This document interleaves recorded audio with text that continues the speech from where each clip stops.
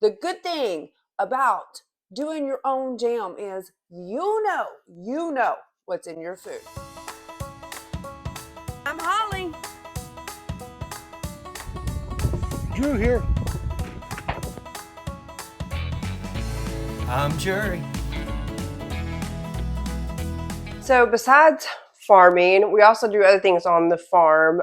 Today I will be canning my own jams. I'm doing raspberry and blackberry jams, so come along for the ride. And so here we go. This is me getting the blackberries and the raspberries ready for processing and canning.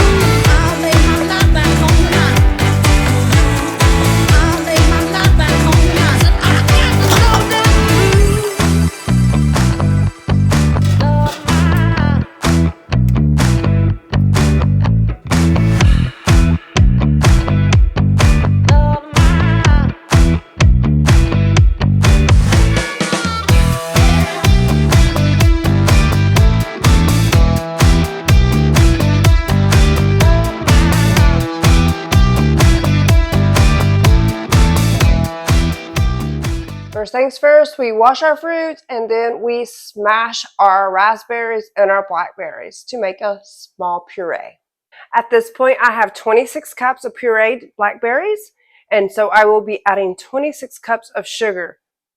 And that's in dry storage, so gotta go get that. Sugar. So I have the blackberries on with the sugar, and we are bringing it up to a boil, and now we will get started on the raspberries.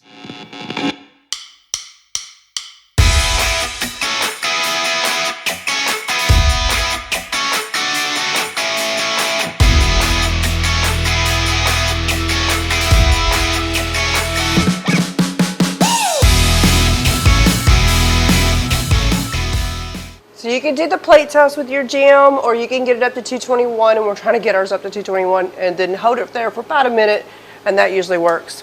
But I don't know if we're going to have success with that. We're jamming out here in farm. We're jamming. We'll get it. Jamming.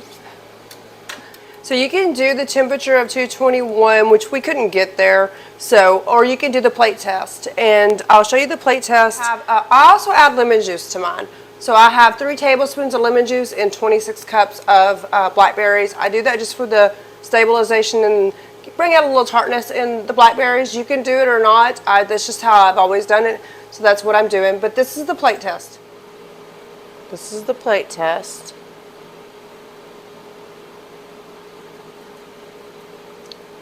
How it makes the line in there is what you want. I want it to be a little bit more thick, but I could actually stop it right there because it looks pretty good. Let me taste this stuff. I'll finish off my blackberry jam. I basically can the same way everybody else can, sterilized jars, vinegar around the rims, and then I fill them up, put them in the canner.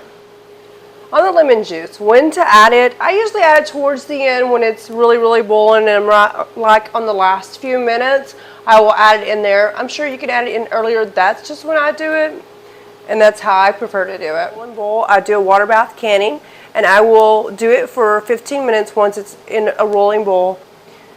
But for you guys, you need to check your elevation and check your canning guidelines so that you know how to properly can your jams. Vinegar around the lids.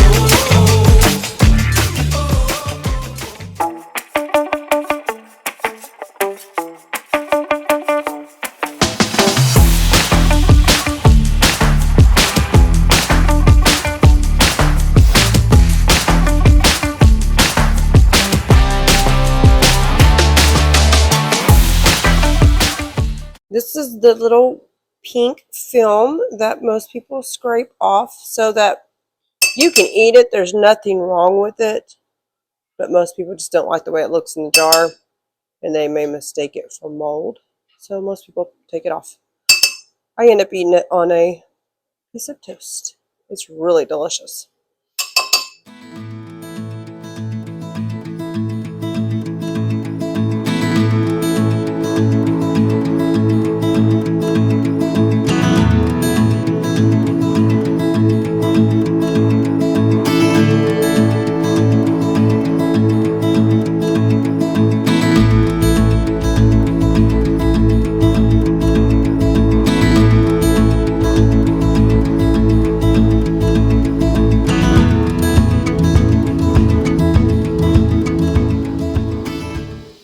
We finished the jams. This is my raspberry jam. It's pretty thick. I'm not disappointed, so it's awesome.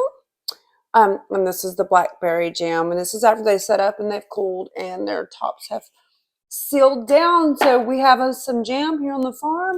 The good thing about doing your own jam is you know what's in your food.